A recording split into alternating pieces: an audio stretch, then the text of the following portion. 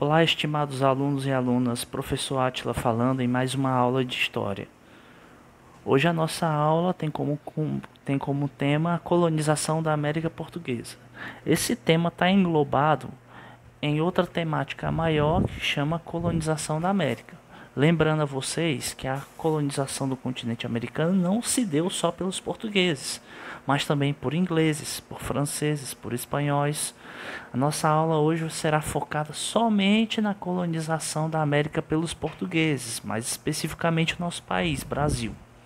A gente divide esse período em dois: o período pré-colonial e o período colonial. O período pré-colonial é aquele que vai de 1500 a 1530. E o período colonial é aquele que vai de 1530 até 1822, com a independência do Brasil por Dom Pedro II. Professor, por que houve esse espaço de tempo entre 1500 e 1530? Por que os portugueses não partiram logo para o período colonial, para a colonização? Porque nesse período, entre a descoberta do Brasil e o início da colonização, Portugal não tinha muito interesse no Brasil. Eis aí nos slides as razões desse desinteresse. A. O Brasil não oferecia de imediato nada que interessasse a Portugal, principalmente ouro e prata. Durante esse período das grandes navegações, as grandes nações europeias, elas tinham um interesse no metalismo de metais preciosos, principalmente o ouro e a prata. Lembro vocês que durante esse período Portugal não vai encontrar ouro e prata logo de supetão no Brasil, por esse ouro e prata estar localizado no interior.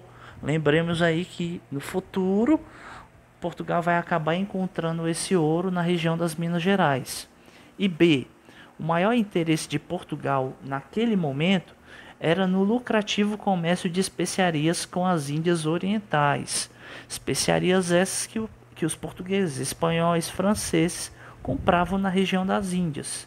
E o Brasil, durante aquele período do descobrimento, os primeiros anos do descobrimento, os portugueses não encontraram essas especiarias no território brasileiro. Porém, a gente tem que entender que esse período entre 1500 e 1530, os portugueses não abandonaram de vez o Brasil. Houveram algumas expedições. Expedições essas que a gente pode dividir em três: expedições exploradoras, expedições guarda-costa e expedições colonizadoras. Vejamos aí as características de cada uma delas.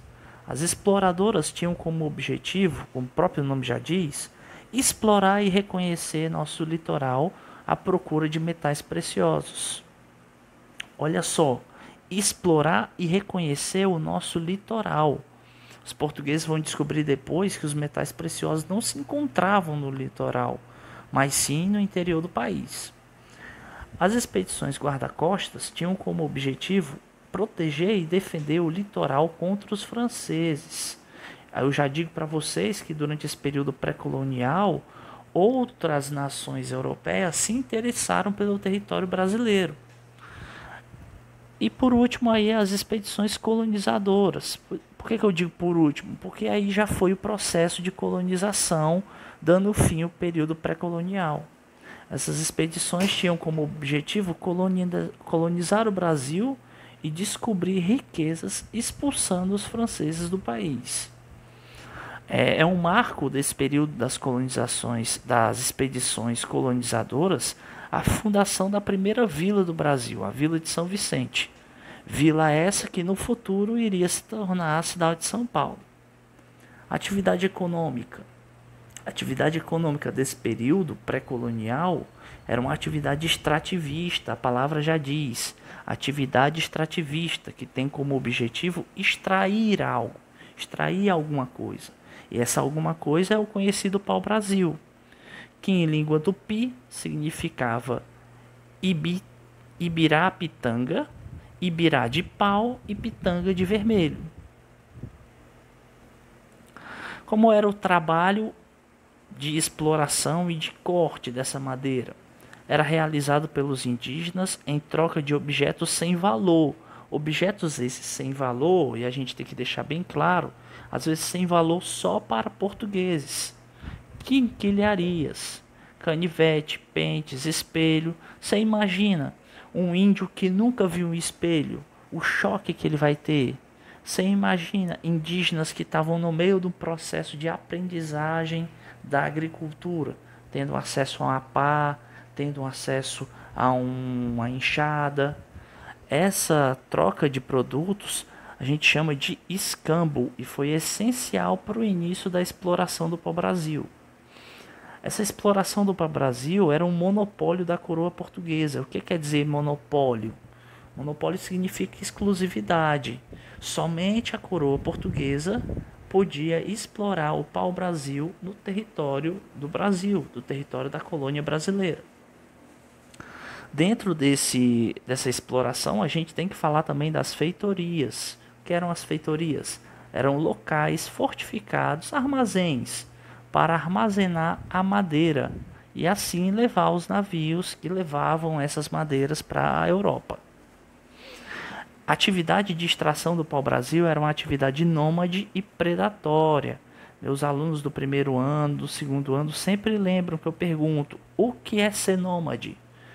Nesse caso aqui, uma atividade nômade é uma atividade de deslocamento da exploração, pois os portugueses mudavam de lugar quando a madeira se esgotava. Terminava a madeira numa determinada região do litoral brasileiro, os portugueses iam explorar outra parte do litoral. E predatória por quê, professor? Porque essa madeira era extraída de forma destrutiva. Os portugueses não tinham interesse em replantar a madeira que eles extraíam. Qual era a utilidade do pau-brasil? O pau-brasil era utilizado na extração de um corante vermelho para tingir tecidos. Também era utilizado na fabricação de móveis e navios. Eu tenho que explicar para vocês duas coisas. Naquela época, na Europa, vestir uma roupa muito colorida era sinal de status social. Se você desejava descobrir o quanto aquela pessoa estava localizada em uma sociedade, você olhava para o tipo de roupa que essas pessoas se vestiam. Então, quanto mais colorido, mais poderoso você era. E o pau-brasil é uma madeira nobre, assim como a maçaranduba, como outras madeiras. Ou seja, valia muito dinheiro, eram fabricados muitos móveis. Tinham móveis em grandes casas europeias que eram feitas de pau-brasil. Significava que você tinha um status financeiro bom. A conclusão que a gente toma aqui é: por ser uma atividade extrativa e nômade, não favoreceu a formação de núcleos de povoamento, pois à medida que a madeira se esgotava naquela região, os colonos se deslocavam para outra região em busca do produto. Então, pessoal, o que a conclusão nos diz aqui? Que a extração do pau-brasil, o comércio do pau-brasil, a importação do pau-brasil pelos portugueses não foi uma atividade que fez desenvolver populacionalmente o Brasil durante o período colonial. O desenvolvimento de cidades e de vilas só vai surgir com a extração do ouro, da prata, com a agricultura de cana-de-açúcar, de algodão. Então esse período colonial, esse período pré-colonial também, ele vai ser um período em que não vai haver desenvolvimento populacional no território brasileiro. Então, pessoal, esse foi o conteúdo de História do segundo ano. Espero que vocês possam ter entendido direitinho. Qualquer coisa, qualquer dúvida, tirem comigo. Vejam e revejam as videoaulas e realizem as atividades. Um abraço a todos. Até lá.